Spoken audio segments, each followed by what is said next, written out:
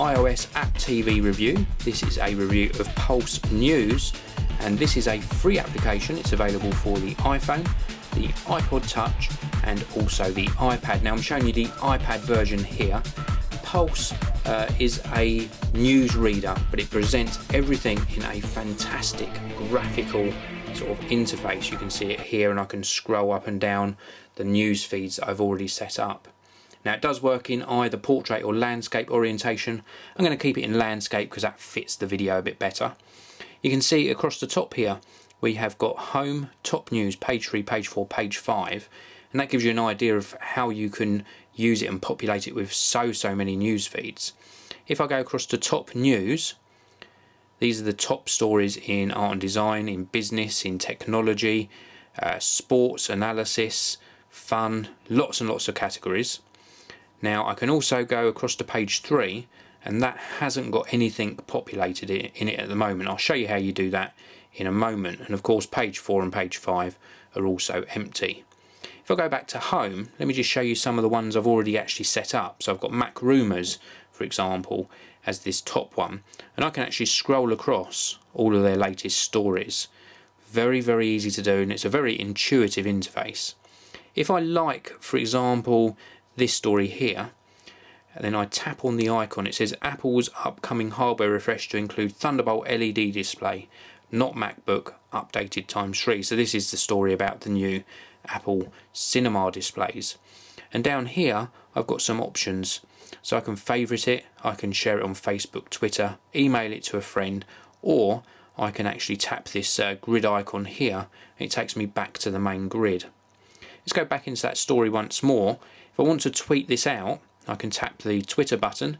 Comes up here, it's already got my account preset in there, and I can actually tap post, and that will post it to my Twitter feed for all of my followers to read. If I don't want to go back out to that grid view, I can actually scroll through the stories 2 at a time. In this panel here, I can even move down to one of the other feeds. I can even scroll up and down the feed as well, so I don't have to lose this multi-panel sort of interface at any stage. Let me go back out to the grid view anyway, and I'll show you some of these further down. I've got Engadget. I've even got some YouTube feeds set up for my other channels. Boy Genius Reports, Mashable, Tech Meme. The list is endless, and I've got a plus button down the bottom here.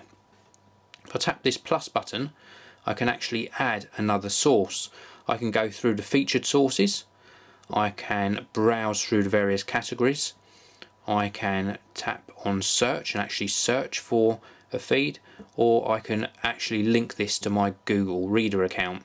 If I tap on search, perhaps in here I could type in 9to5 and see if it finds 9to5 Mac, which it does.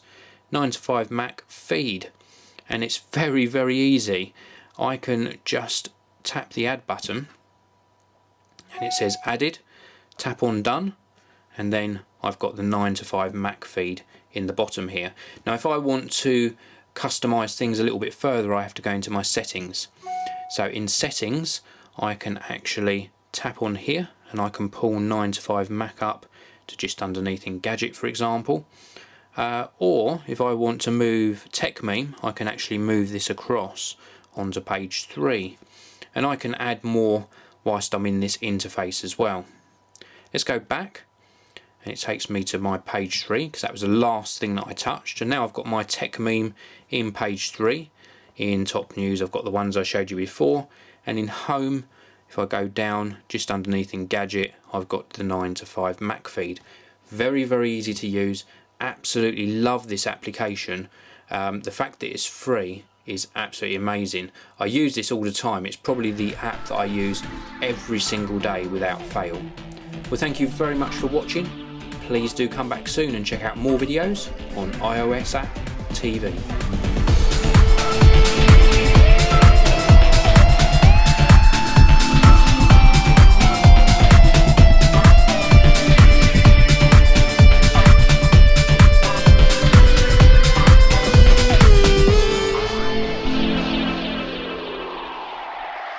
Ha